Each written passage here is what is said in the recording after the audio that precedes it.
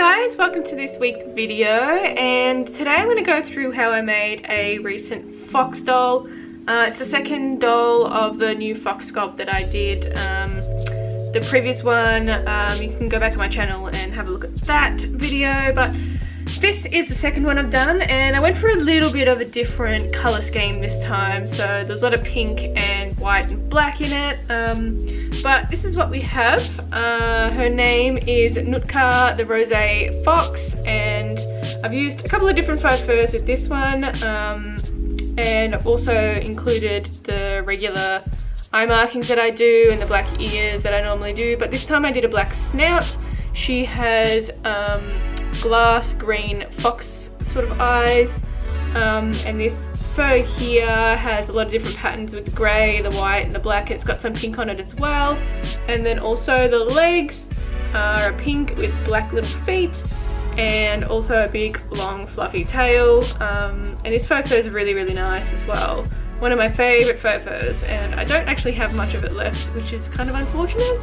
But she has a resin head, resin feet, and also a plastic ball and socket armature inside, making her fully posable. So yeah, she is up in my shop at creaturesofnat.com. If she already hasn't been adopted, head there and you can find her there. I also welcome payment plans, so just shoot me a message on my website if you are interested in a payment plan, and we can discuss from there. But yeah, so if you want to see how I made her, stay tuned and I'll go through it in this video. Alright, so I'm starting off with a resin cast of a sculpture that I had sculpted out of monster clay, moulded in silicone and then cast in resin.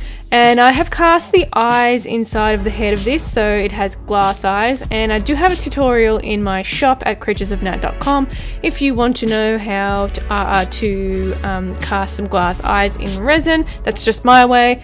It is in a zip file, so you'll have to download the zip file to actually see the video and the PDF. Alright, so what I'm doing now is painting around the eyes, the nose and the mouth using an acrylic black paint, but you can use any acrylic paint that you like. I get mine from here in Australia.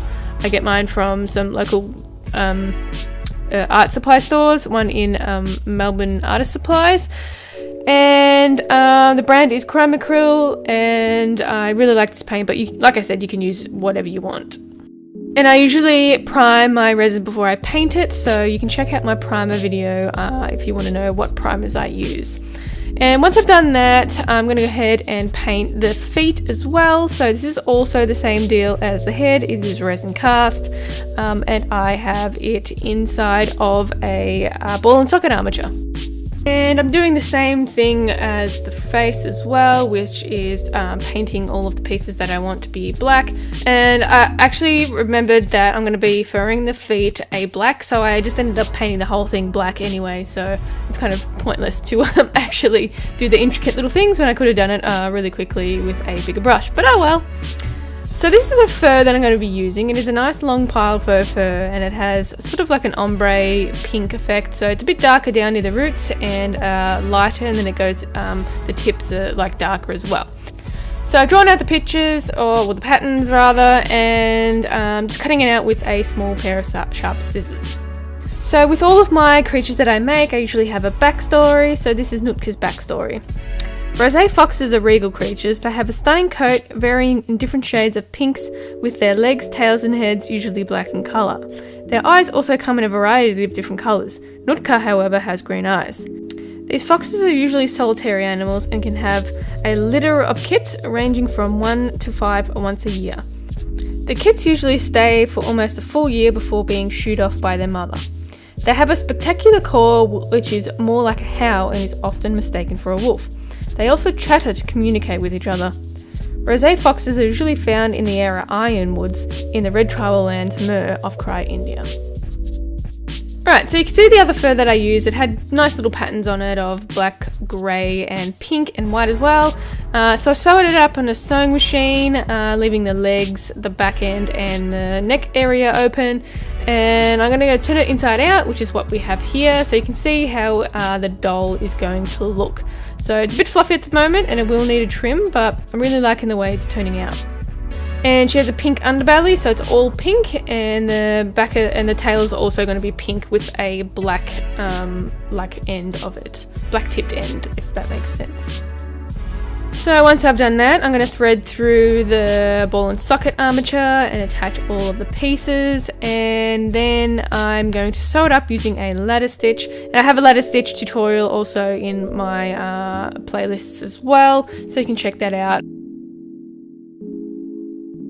And there's different faux furs that make it different, or make it more difficult or make it easier to use a ladder stitch to sew up. So sometimes it gets caught under the loops, and sometimes it's just hard to get through, sometimes it's easy. So you have to be careful and just trial and experiment with different types of faux fur.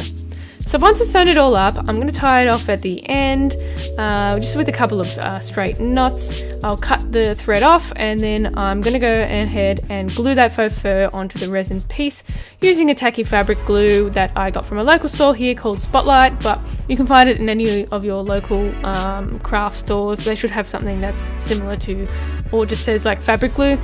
This is clear and it dries really, really quickly, and I found this one to be most effective when using material and resins.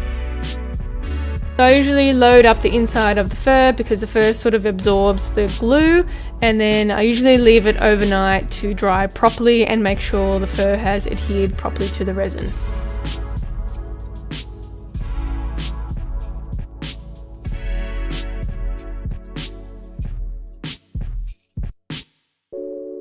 And while that's drying, I can go ahead and sew up the tail. So I decided to hand sew half of this tail. So I've sewn the back end on using the sewing machine, just because it's a pretty easy bit to sew.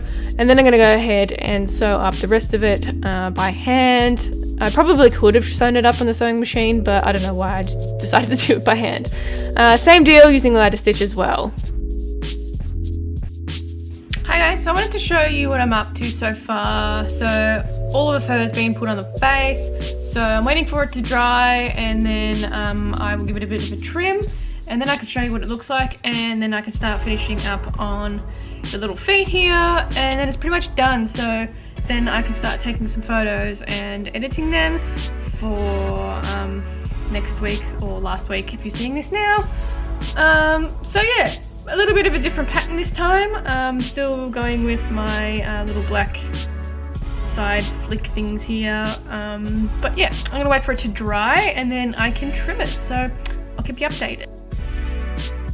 Alright, so what I'm doing now is I've trimmed all the face, and I'm just going ahead and getting all the fur out of the eyes. The beauty about using glass eyes is it's really, really easy to clean and easy to pick things off without scratching your paint job or damaging the eyeball. You just have to be careful when you're using sharp things because glass can scratch, but it's pretty difficult to scratch.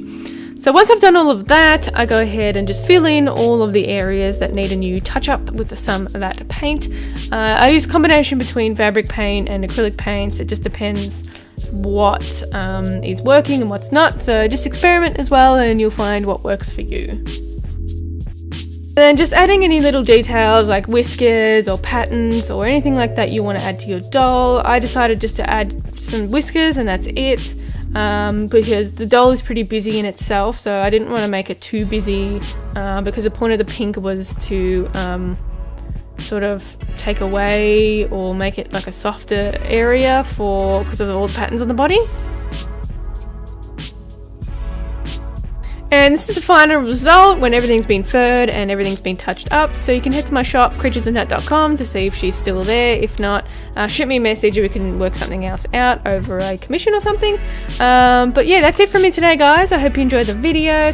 If you did, give it a thumbs up and don't forget to subscribe. If you have any video requests, you can leave it in the comments down below. You can also check me out on Instagram and Facebook at Creatures of Nat, and I'll catch you in the next one. Bye!